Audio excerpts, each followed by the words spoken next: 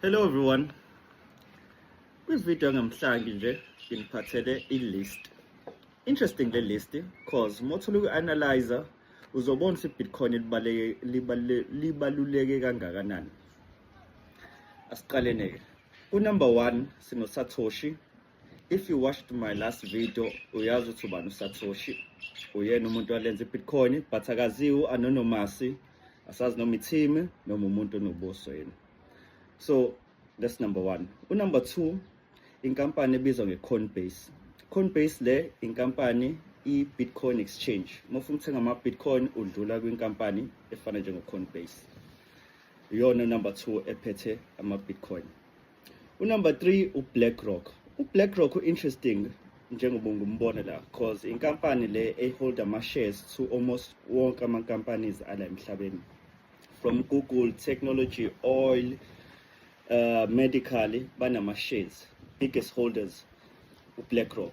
Please cela wenze research ngoBlackRock khona uzo-understanda ngabo and ubone ukuthi njengoba beyila elistini nabo khonto eyenzakalayo kula kwi-Bitcoin.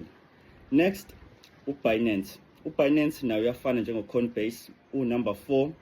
Now uBinance i-Bitcoin exchange, uyakubona uma ufuna ukuthenga ama-Bitcoin. And lastly, number 5, nale company interesting number 5 because before le company yayenza ama-software, ilisa ama-software. Manje bayikhansele yonke leyo business model yabo and kuphela into abayenzayo bathenga ama-Bitcoin kuphela. They're the first public traded company to hold Bitcoin. Moya kwi-stock market uzoyithola la company i-micro exchange. They hold Bitcoin. They're Bitcoin treasury company. That's all they do. Ba hold ama-Bitcoin. Very interesting ukuyibona laphana.